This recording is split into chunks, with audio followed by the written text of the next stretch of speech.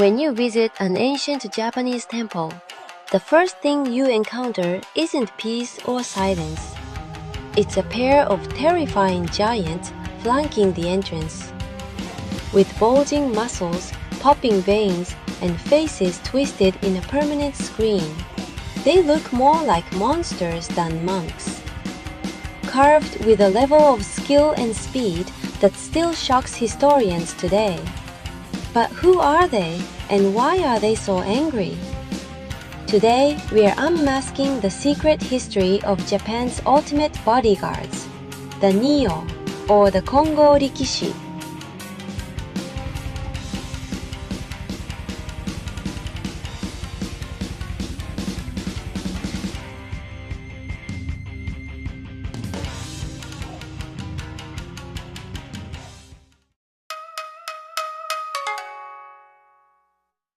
These two guardians are a pair of opposites. On the right stands Agyo.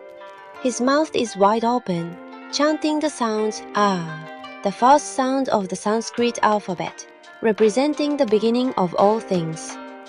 On the left is Ungyo. His mouth is tightly shut, forming the sound representing the end. Together, they form the phrase Ah-un. It is the Buddhist equivalent of Alpha and Omega, the beginning and the end of all things. Passing between Agyo and Ungyo is not just entering a temple. It symbolizes a journey through the totality of existence, from beginning to end. Believe it or not, these icons of Japanese tradition have a surprising connection to ancient Greece. Following the conquests of Alexander the Great, the image of the Greek hero Hercules traveled along the Silk Road into Asia. His legendary strength and his iconic club were adopted by Buddhist artists to depict the protector of the Buddha. Over thousands of miles and centuries of cultural exchange, the Greek demigod was transformed into the Japanese Neo. You are looking at a fusion of East and West. The Neo reached their artistic peak in the 12th century during the Kamakura period, the age of the samurai. Two legendary sculptors, Unkei and Kaikei, redefined what a statue could be. They didn't just carve wood, they captured raw power. Incredibly, these 8-meter-tall giants were completed in just 69 days. Using a cutting-edge technique for its time called yosegi-zukuri, the statues were assembled from many individually carved wooden blocks like a 3D puzzle.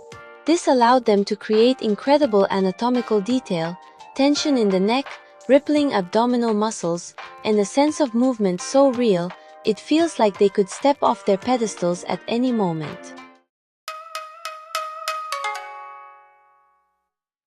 So, why the fury? In Buddhism, this isn't evil anger. Their wrathful appearance symbolizes the power to overcome both inner and outer obstacles. The Neo stand at the boundary between the sacred and the ordinary.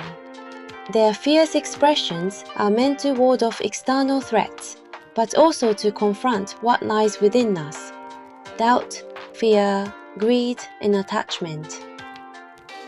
Over time in Japan, these intimidating guardians came to be seen not only as fearsome protectors, but also as surprisingly approachable figures.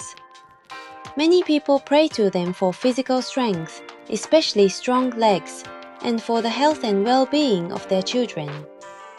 What appears frightening at first is, in fact, a form of protection.